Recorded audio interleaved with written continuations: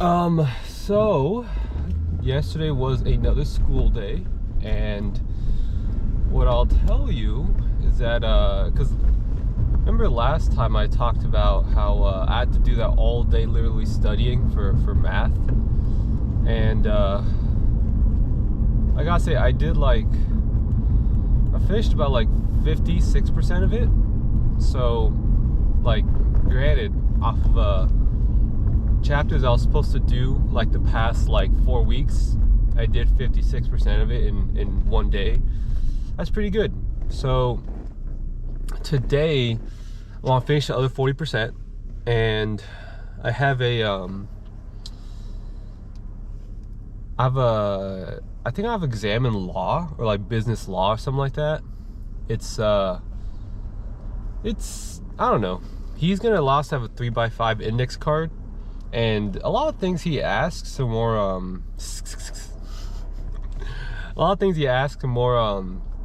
like general logic sort of questions, instead of like, did you memorize this part of the law? So that one I'm not even sure if I have to study for, because I feel like it's more of a, like, are you able to use common sense? I'll say an interesting question that he asked the students. Most of us got this wrong. So let's say that your parents make you a promise that if you don't get any speeding tickets, that they will give you a new car at the end of the year. So at the end of the year, you don't get any speeding tickets, and they end up deciding not to get you a new car, right? Is that something that you could take them to court over? Because a verbal promise is as binding as a written promise. So in this case, right, would you be able to take your parents to court? Well, you would, but the thing is, who would the judge side with? Because your parents did say they promised you a car if you don't get any speeding tickets, and you didn't get any speeding tickets. So who do you think the judge sides with?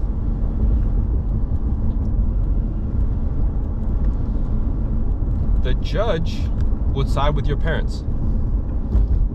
And the only reason that is because you're already obligated to follow the law.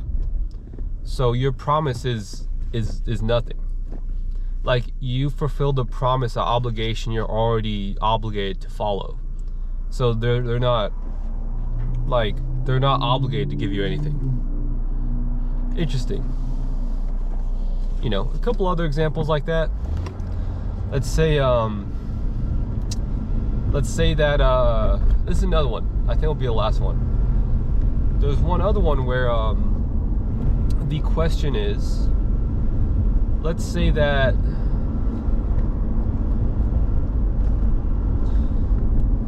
you're staying with the house with your friend. You both rent out this place. You know, you and your friend both live here. You have this really nice car. One day, your friend that lives with you says, hey, or writes you a note, and the note says, hey, I took your car. I'll be back in 3 days. Right? Are they stealing? That's the question. So is, like, your friend that took your car, he left a note that saying he's going to be back in 3 days. Is that person stealing under the law?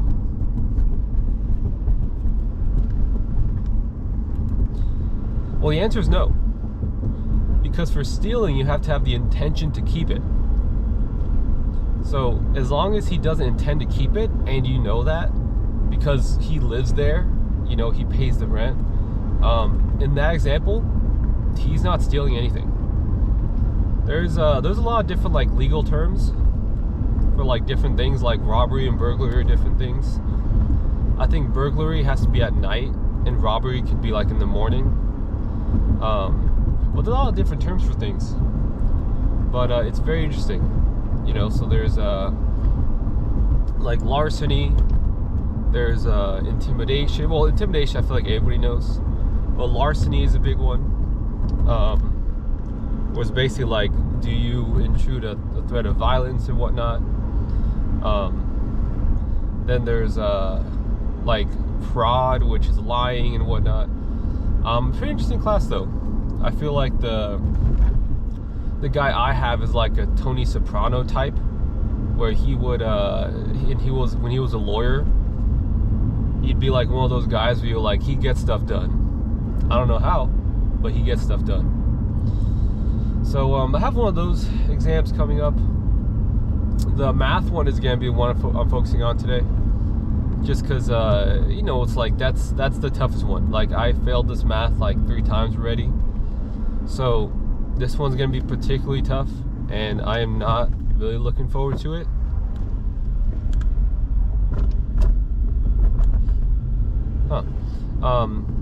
So have that on Thursday. But today is also Tuesday, and there's one thing that I do on Tuesday that is always my favorite thing of the week. What I do is there's an anime called Kuroko's Basketball, and I watch it with a few family members of mine, and we've been watching it for about 7-8 months now, and our last 4 episodes are gonna be today, actually. So today was gonna be finishing up the finale of Kuroko's Basketball.